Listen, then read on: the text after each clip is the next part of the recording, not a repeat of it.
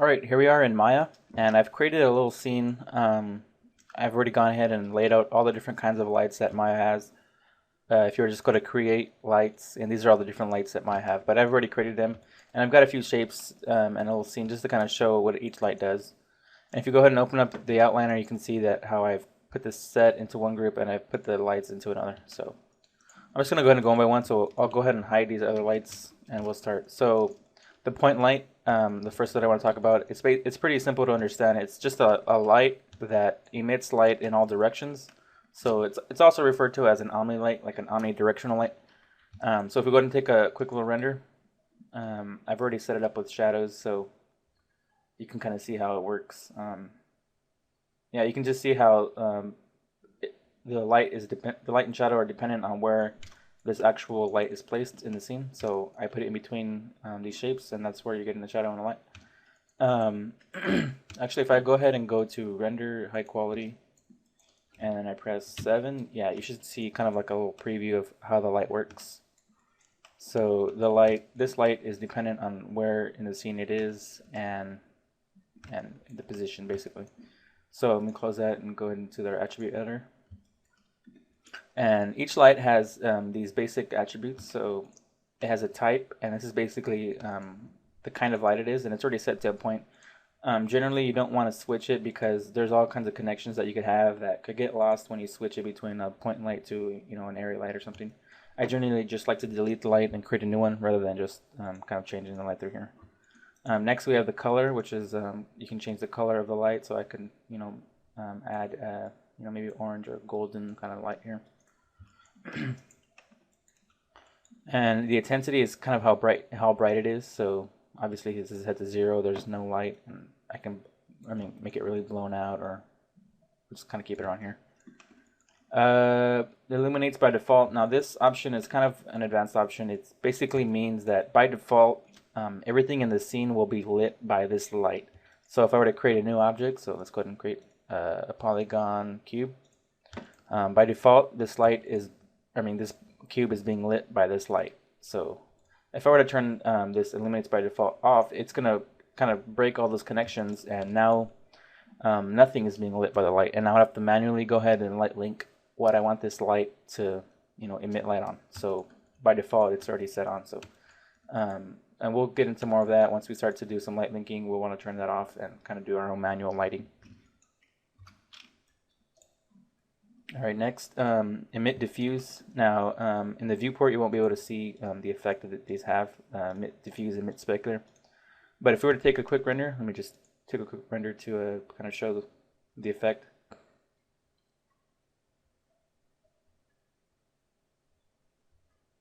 Now, let me go ahead and save this. Now, if we're to turn off Emit Diffuse, each light emits diffuse light and specular light. So if I were to turn off the diffuse, you're going to see that we're only going to get that specular light, so specular highlights on the object. So it's not emitting any diffuse. And inversely, if I turn off the specular and leave on the diffuse, then we're going to get only that diffuse light and none of that specular highlight. So if I kind of just scrub through, you can see a little bit on here how that specular is gone. And this is a good way to get a specular pass once you start to do some render passes. If you just want specular only lights, then this is a good way to achieve that. Oops. Now, decay rate. Right now, the light is set to no decay, meaning that it's going to emit forever. It's going to go on forever. But there's different decay rates. So if I set it to linear, you can see how it kind of darkens the light, and the light kind of falls off more quickly. So if I take a render, you can kind of see how it's not as bright, and it's just black back here, how the light has a certain distance to go. And then there's different rates. So quadratic will decay it even more, and you'd have to set the light more bright. And then cubic, which is even more, so you can go higher than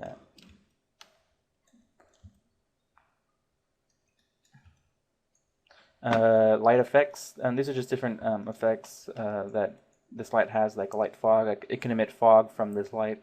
And then the fog, settings. It's got some glow settings that will add, lens flares and some halos and stuff around it. But I generally I generally don't use those. I can do those in post, you know, After Effects or something. Shadows. So right now I have depth map enabled just for the preview. In the next chapter I'm gonna go over all the different shadows because that's a big part on its own. But you have depth map shadows, and you also have ray traced shadows. So that's just a more accurate kind of shadow. You have your shadow color, which is right now it's set to kind of a black, pure black shadow. But you know you can actually change the color of the shadow, so you can kind of give that a different look. Instead of having to place a light to kind of fill in those shadows, you can kind of give it a color, and you wouldn't have to. Well, on this, let me go ahead and turn this up a lot brighter.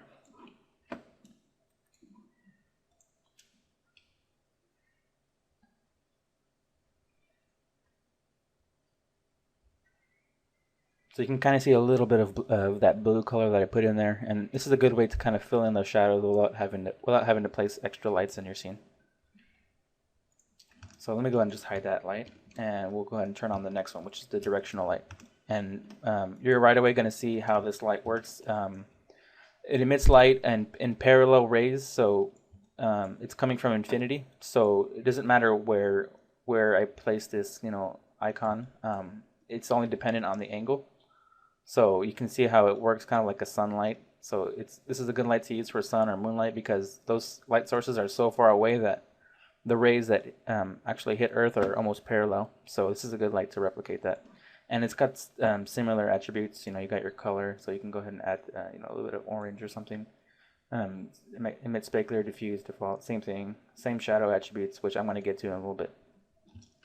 So let me go ahead and also the scale doesn't matter either, so you can go ahead and scale it up if you have a hard time seeing it. Next light, the spotlight. Now this is probably the most important light you use because it's the only light that can be, or one of the only lights that can be directed, meaning that you can place the light just where you want it. So you can go ahead and see how this light works. It's just like a spotlight, how you would imagine it to be. It emits light in a kind of a cone angle.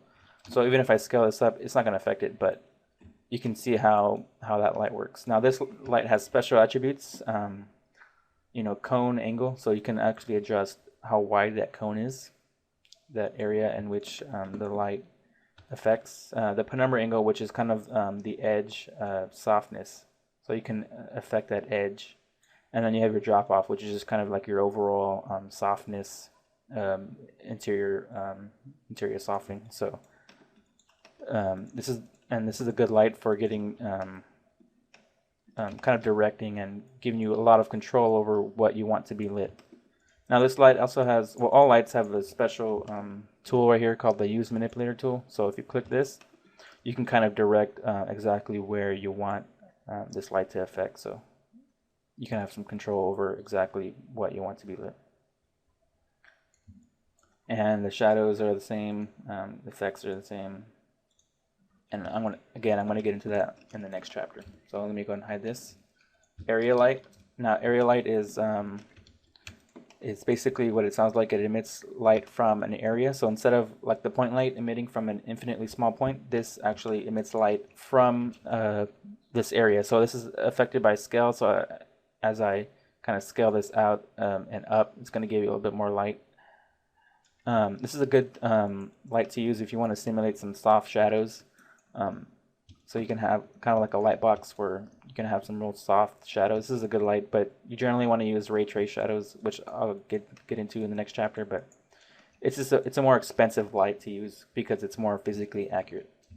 So next light, the ambient light. It's a pretty controversial light because people would like to think that it's an easy way to light your scene, and the way it works is it emits light kind of like a point light, except that it emits light from the surface, even the backs of surfaces. So like if I were to place this light down here, you're still getting some light on the back sides of these, and you can adjust that by this ambient shade. So you can see that if I put this to 0, it really flattens out the shapes, and it's not really good to use because you have none of that shading information that you would generally want with lighting.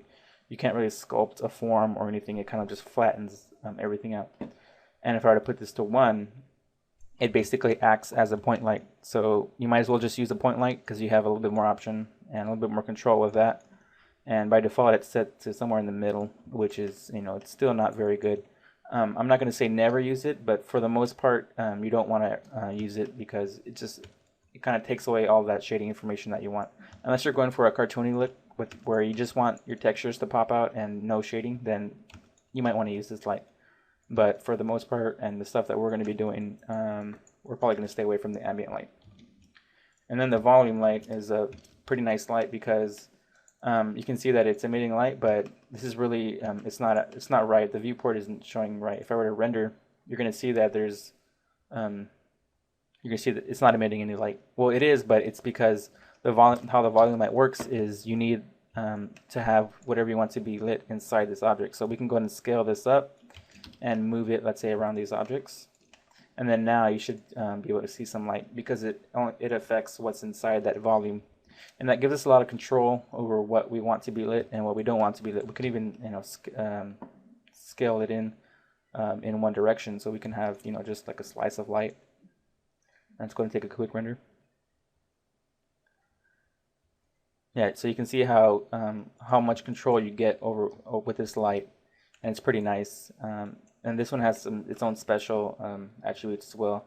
You can change the shape, like you can change it to a box or a cylinder, and even a cone, which I'm not sure why you would want to use a cone, but for the most part, the sphere, I like to use the sphere because it's a little bit more accurate. Light kind of emits light in a circular, spherical fashion, you know, in all directions. So that's just why this is, by default, this is the best light.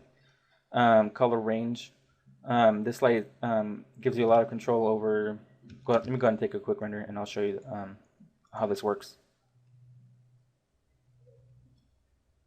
So you can see how normally it would look like a regular point light. It's going from white to black, and this is what this color range is. So even if I adjust this black color, you know, if I put it to like a green, and I take a quick render, you can see how that affects this light. So how it's going from white to green, and this gives you a lot of control. So let me just put this back to black, and I can actually add more colors in here. So using that kind of color theory that we talked about, I can go from like maybe a white, like a really hot white, and then we'll go for maybe an orangey looking, and then down to a darker red kind of. Let me actually add another one in here, more yellow.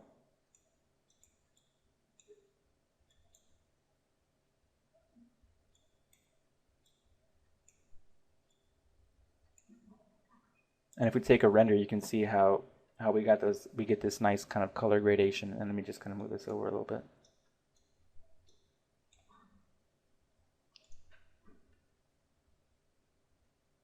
So we get some nice control over the color, and you know, some nice color effects there. Interpolation Linear. This is kind of just how this kind of blends in with each other. So if I put none, it'll just be flat. Smooth. These are just different kind of blending types. Volume direction. Now, right now it's set to outward, meaning that it's emitting light from this kind of center point and going outwards. I can set it to inwards, where I want it to emit light from, you know, the outer surface towards this center dot. So if I take a render, we'll see.